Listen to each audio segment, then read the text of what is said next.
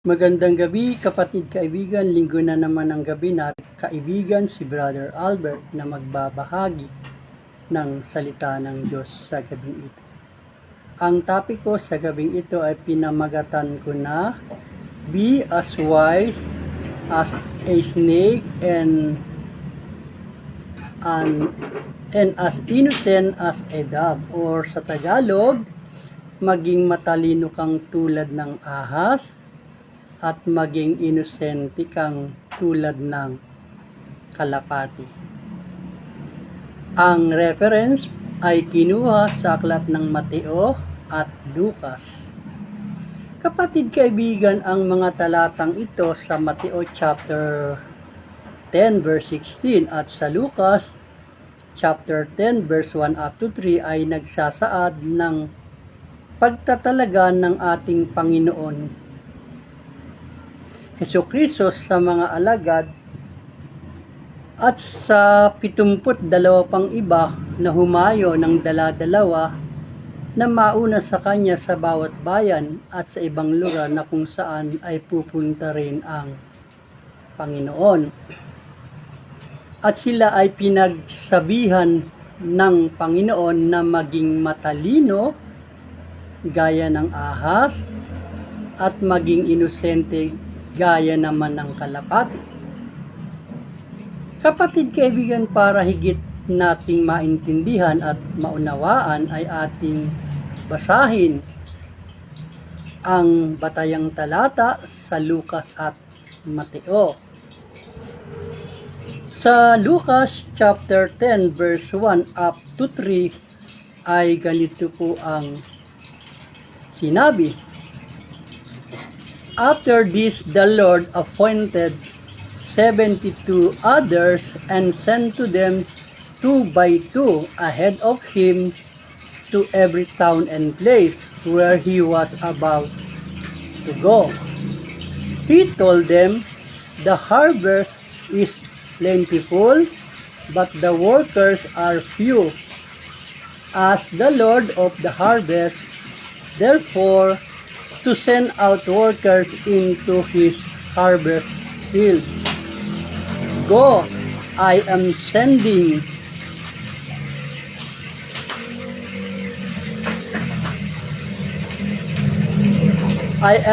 you out like lambs among wolves. Yan po ang sinabi sa Lucas. Sa Mateo ay ganito naman po ang nasulat. Atin pong basahin. I am sending you out like sheep among wolves. Therefore, be as wise as snake and as innocent as dove. Kapatid kaibigan, yan ang mga batayang talata na ating ginamit at ang ating pagbubulay-bulayan sa gabing ito. Kapatid kaibigan, sa aklat ng Mateo chapter 10 verse 16, kung inyo pong mapapansin, ang Panginoon ay may dalawang tagubilin sa mga alagad, at ito ang maging matalinong gaya ng ahas at maging inosente naman gaya ng kalapati. Kapatid kaibigan, ang dalawang tagubilin na yan ang siya nating tatalakayin upang kung bakit ibinigay, at kasabay nito ay para alamin na rin ang mga taglay na karakteristik ng ahas at ng kalapati. Kung bakit sila ang ginamit dito ng Panginoon na gustong matularan ng mga alagad sa pagiging matalino at sa pagiging inosente. Anong mayroon kaya ang dalawa, ang ahas at ang kalapati, para dito sila ihalintulad o ihambing ng Panginoon ang mga alagad?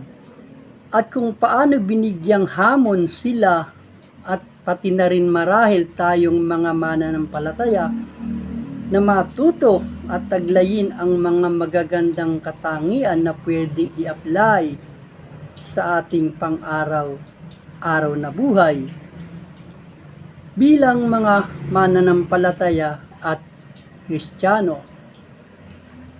Ang unang tagubilin, ang Panginoong Hesukristo ay nagtagubilin sa mga alagad na maging matalino sila gaya ng ahas. Alam mo ba, kapatid kaibigan, nung binabasa ko ang talata na ito, ay napatanong ako sa aking sarili. Napatanong ako sa sarili ko ng ganito, bakit kaya sa dinami-dami ng hayop, ahas pa ang ginamit ng Panginoon para gawing example para sa pagiging matalino, at sa kalapati naman ang pagiging example ng pagiging inosente. At dahil dito, kapatid kaibigan, ito ang nagtulak sa akin para alamin kung ano bang mayroon katangian ang ahas at kalapati, kung bakit sila ginamit ng Panginoon bilang isang halimbawa. Unahin nating alamin kung anong katangian mayroon ng ahas.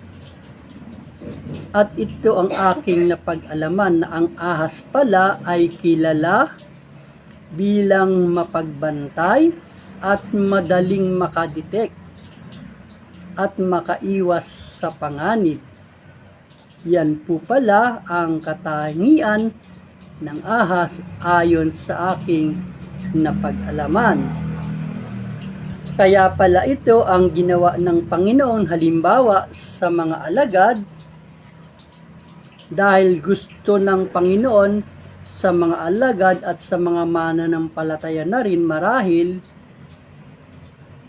ay maging mapagbantay, maging maalam sa mga pakana at pamamaraan ng mga salungat sa Diyos para madaling maiwasan ang mga oposisyon na maaaring makaharap at makadaupang palad doon sa mga panahon ng kanilang pangangaral, yung mga magre-reject sa mensahe ng kaligtasan. So, kapatid kaibigan, God wants us to be watchful and quick to detect the scheme of enemies and evades danger which is carries. Iyan pala ang dahilan bakit ginawang halimbawa ang ahas, dahil sa katangian nitong mapagbantay, madaling makadetect at makaiwas sa mga panganib. At bilang mga Kristiyano, dapat ay taglay din natin ang ganitong katangian ng pagiging mapagbantay, pagiging maalam, at sa pamamaraan ng kaaway, at para madaling maiwasan ang lahat ng patibong nito. Ano po ang sabi sa 1 Peter chapter 5 verse 8? Be sober, be vigilant, because your adversary, the devil, as roaring lion, walketh about seeking whom he may devour. Kayo'y maging mapagpigil, kayo'y maging mapagpuyat. Ang inyong kalaban na dyablo, na gaya ng leong umaatungal, ay gumagala at humahanap ng masisila niya. In short, to be wise as a snake means to be to use discernment, prudence, and strategic thinking to navigate a dangerous environment. Ang pagiging marunong na parang ahas ay nangangahulugang gumamit ng pangunawa, kabaitan at estratehikong pag-iisip upang magabayan at makaiwas sa isang mapanganib na kapaligiran. Kapatid kaibigan, yan po ang unang tagubilin ng Panginoon sa mga alagad na maging matalino gaya ng ahas at naging halintulad ang mga alagad sa ahas sa pagiging mapagbantay, madaling makadetect at madaling makaiwas sa panganib. Yan po yung unang tagubilin. Kapatid, darako naman tayo sa pangalawang tagubilin, ang pagtalakay na may kinalaman naman patungkol sa kalapate, para ating alamin kung ano naman ang katangian mayroon ang kalapate.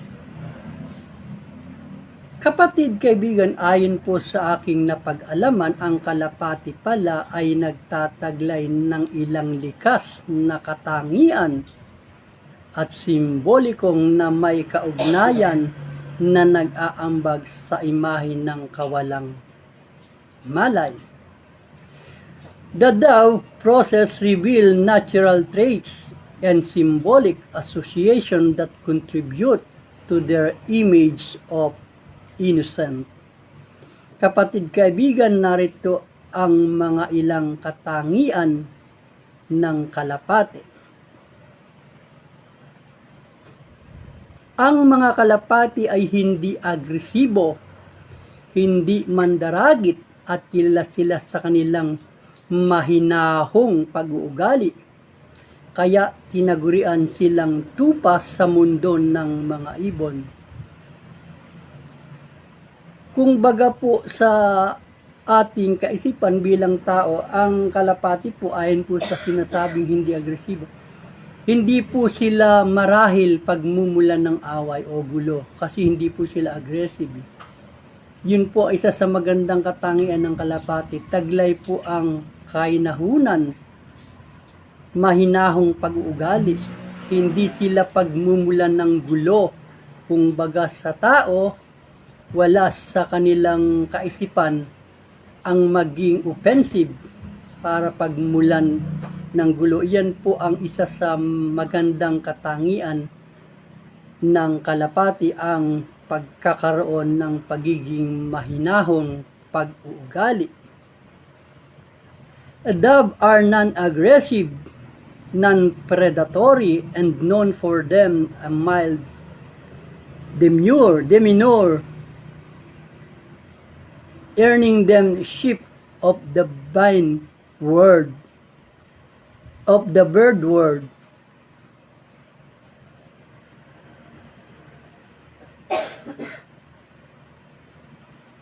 Ang kalapati ay tinuturing din na kumikilos ng may kasimplihan ng puso. Yan po yung pangalawang katangian. Kung i-relay po natin sa tao, sila po yung klase ng taong walang masyadong, ano bang tawag dito? Hindi sila yung tipo ng tao na mapagtanim. Hindi sila yung tipo ng tao na maraming hinanakit sa puso, maraming dinadalang galit, maraming dinadalang mga hinanakit, kasi may kasimplihan ang puso eh. Sila po yung klase ng tao, kumbaga sa tao na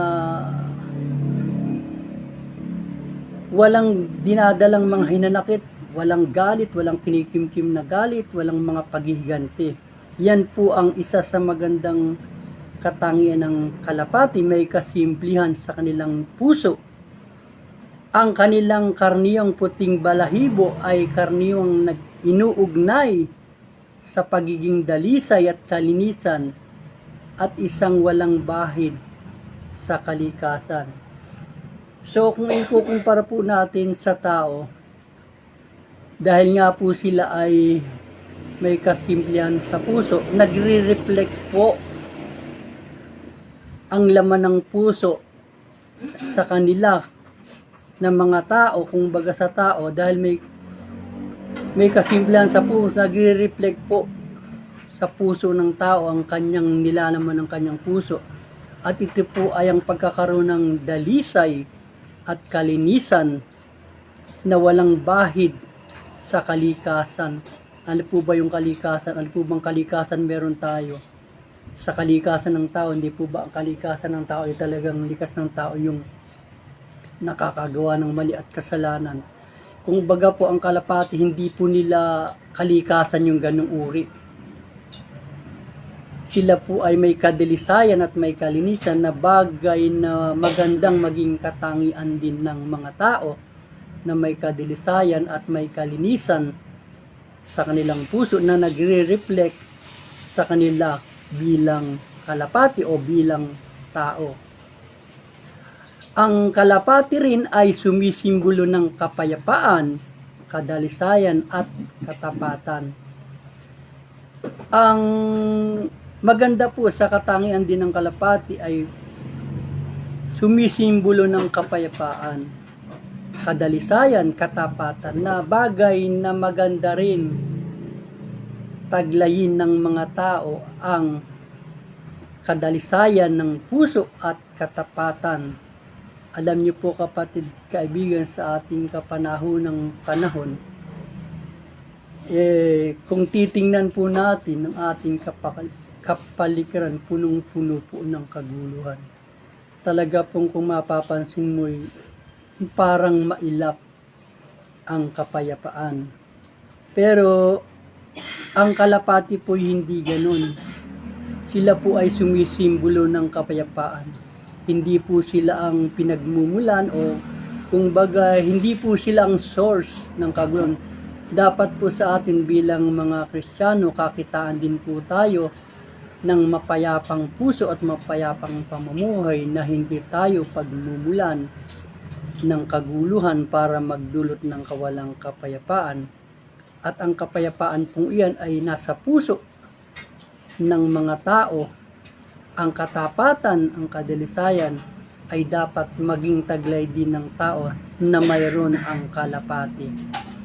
So mga kapatid, nakita po natin ang katangian ng kalapati kung bakit ginamit na simbolo o halimbawa sa mga alagad na sinabi niyang maging inosenteng kayong katulad ng kalapati. Kasi po pala kapatid, kaibigan, apakaraming magagandang katangian ng kalapati. Ayon po yan sa ating pinalakay ngayon, kanina lamang.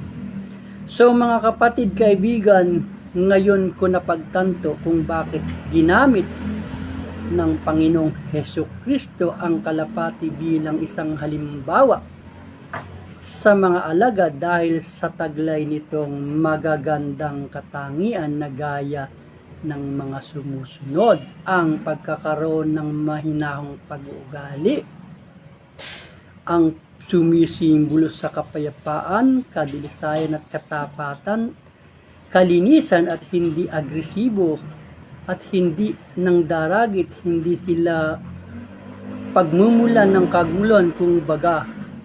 Dahil sila ay hindi agresibo, yan po ang mga katangian ng kalapati na gusto ng Panginoon na maging katangian din naman ng mga alagad at marahil pati na rin sa mga mananampalataya. So kapatid, kaibigan, maaari nating matularan na mai-apply sa ating mga buhay ang mga katangiang gaya ng mayroon ang kalapati. Naiwasan ang malisya, ang pagiganti ng nangangahulugan ito ng hindi sinasadyang pananakit sa tao at pagpapakita ng katapatan, kadalisayan at kabaitan. Habag at pagiging sinsero sa lahat ng tao na sumasalamin sa pag-ibig ni Kristo. Mga kapatid, kaibigan, iyan ay magagawa lang natin kung ang Diyos ang tutulong sa atin Kaya lagi tayong manatili na nagpapasakop sa Kanya. Sapagkat ang sabi nga po sa John chapter 15 verse 5, Ako ang puno ng ubas, kayo ang mga sanga. Kung mananatili kayo sa akin at ako'y sa Kanya, ay siyang magbubunga ng marami. Sapagkat kung kayo'y hiwalay sa akin, ay wala kayong magagawang anuman. Kaya nga po ang sabi, manatili at patuloy na magpasakop sa Kanya, sapagkat malibang tayo manatili at magpasakop, hindi natin kayang gawin ang mga halimbawang ibinigay ng talata sa pamamagitan ng kalapati. Magagawa lang natin ang magagandang halimbawa na ibinigay kung tayo'y mananatili sa Panginoon, sapagkat sa pananatili lamang sa Panginoon, doon tayo makagagawa ng mabuti.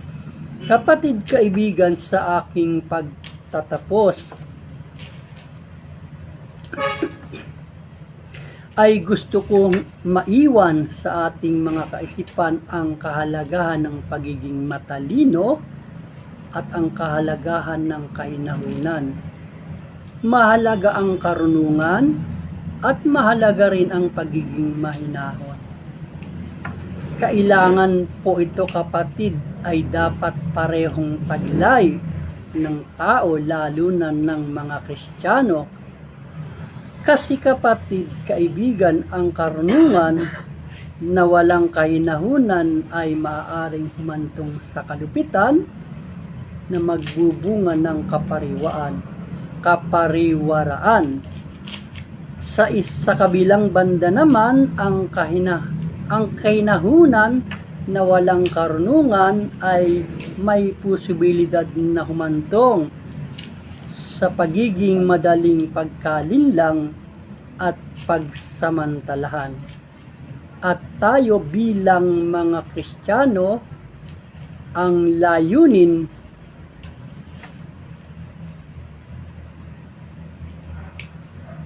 natin ay maging epektibong tagapagbahagi ng Ebanghelyo gamit ang talino at estratehikong pamamaraan upang ibahagi ang mensahe ni Kristo, habang tinitiyak na ang lahat ng pagkilos at ng pagbabahagi ng salita ng Diyos ay ginagabayan ng mapayapang hangarin, lakip ang pagmamalasakit. Maraming salamat, kapatid, kaibigan, sa pagsama sa akin sa maikling oras ng pagtalakay sa gabing ito sa paksang pinamagatan ko na maging matalinong gaya ng ahas at maging inosenteng gaya ng kalapati. Ingatan tayo ng Panginoon sa ating pansamantalang pagtulog sa gabing ito, upang bigyan daan kapahinga ng pagod na lupang katawan sa maghapon ng paggawa. Amen. Hanggang sa susunod na linggo, sa kalooban ng Panginoon, muli akong tatalakay ng panibagong topic. Salamat sa bawat isa, salamat sa oras, magandang gabi.